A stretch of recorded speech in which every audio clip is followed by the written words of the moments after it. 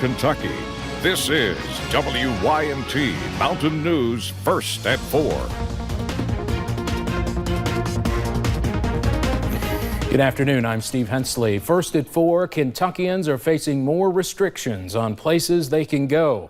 The governor's newest restrictions includes restaurants and bars, and there will also be changes at the Capitol. WYMT's Phil Pendleton has the latest from Frankfort. These new mandates came right after the governor announced the very first coronavirus-related death, a 66-year-old Bourbon County man who had some other health-related issues. Now people are being told not to congregate inside bars and restaurants.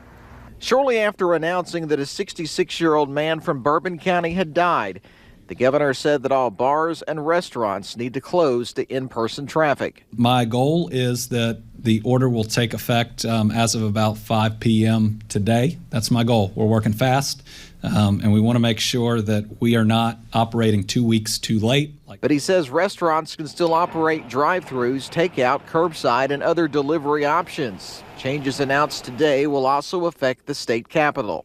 Beginning tomorrow morning, we are going to close the state capitol to non-essential personnel. That again is a big step, and I am a person who ran on these doors being open for everyone all the time. We're dealing with something that we could have never anticipated. With so many children being at home because of all of this, the governor says that he will have some age-appropriate advice to be given at 4 o'clock tomorrow during that news conference. At the state capitol in Frankfort, Phil Pendleton, now back to you. Governor Andy Beshear says they are currently not able to test as many people as they would like for coronavirus, but are working every day to make that possible. West Virginia still stands alone as the only state without a confirmed COVID-19 case. And again, there are no confirmed cases yet in southeastern Kentucky. The coronavirus, as Phil mentioned, is partly to blame for one death now here in Kentucky. Governor Beshear made that announcement at that news conference earlier this morning. It was a 66-year-old man from Bourbon County. In addition to the first death, the number of confirmed cases in the state as of this morning remain the same, and that's at 21. This is a terrible tragedy, regardless of the reasons, for any family to lose a loved one. We all know that, we've all experienced that, but to be caught up in this focus of where everyone is paying attention to this loss and everyone is concerned about this loss has to be incredibly overwhelming for the individuals that are directly affected by that. The county judge executive there asked people to respect the family's privacy while they deal with their loss. And now to a developing story on Wall Street on this Monday afternoon. We've been watching it closely all day, and the Dow closes down today more than 2,997 points. I believe that's more than 13% and the worst drop since 1987.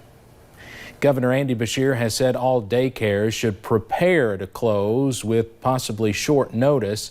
For families still working, especially in fields that are still having people go into work, it can be a difficult time. WYMT's Connor James talked with one daycare about what they are doing now with their doors open and what comes next should they have to close. Now, amid all the coronavirus fears, daycares are having to vamp up their cleaning. Here at the Children's House Montessori in Hazard, they're doing just that, but they're also preparing for whatever may happen, as they have about 85 kids, and a lot of those kids come from families that work in the medical field. Today, the daycare says they roughly only have about 50% of their usual kids. Many families have taken their kids home already, but for those who cannot do that, the owner and director of the care says they're taking extra steps to keep everyone safe. I have stopped all therapists from coming inside the building. I would recommend that all directors of child care centers go ahead and stop all the incoming people. I worry about my infants, so my infants are in a place to themselves, but I also have stopped siblings from going into that room. And they do say if the governor does say to close down daycares, they will more than happily oblige. They do say they've been updating parents and families on what the steps are they're taking and what comes next. I'm in Hazard, Connor James, WYMT Mountain News. In addition, the Montessori is stocked up on supplies it would need to remain open. A Clay County native is in quarantine in China after the coronavirus outbreak there. WIMT's Madison Pergram is in the newsroom with more about his experience. Madison? Cameron Wagers is from Clay County originally, but moved to Anhui, China to become an English teacher. In December, he says he started hearing rumors about a virus, but mid-January, things became serious. He made a pre-scheduled trip back to the U.S. in February, but upon his arrival back to China in March, he was quarantined in his apartment for 7 days. From there, he was moved to a hotel for another 10-day quarantine. Cameron says he has learned a lot during this time. I've learned that you can't take for granted normal life. You know, you can't take it for granted. Just the ability to have freedom to move around and go outside and not have to worry about, you know, getting sick. Cameron was tested 3 times for the virus and all results came back negative. We will have more on his experience in quarantine coming up. Back to you. Thank you, Madison. Wagers remains in quarantine currently in his apartment for nearly 14 more days.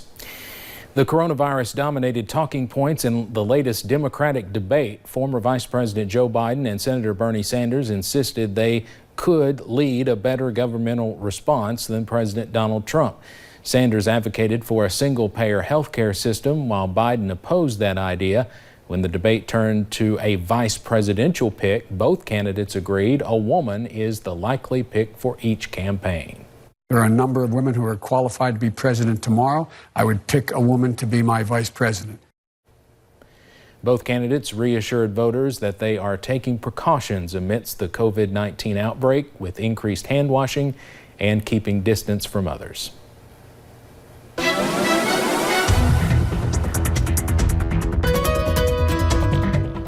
Definitely been a gloomy Monday here in the mountains. It's just going to get more gloomy as we head into tonight. More rain is on the way. We'll go ahead and take you up to a few of those cameras looking along Interstate 75 in London. There's those gloomy skies, kind of on the drier side for now, but we're going to start to see rain move back into that area. Looking over along Interstate 75 in Mount Vernon, kind of much at the same story, but we're starting to see those roads become a little bit wet.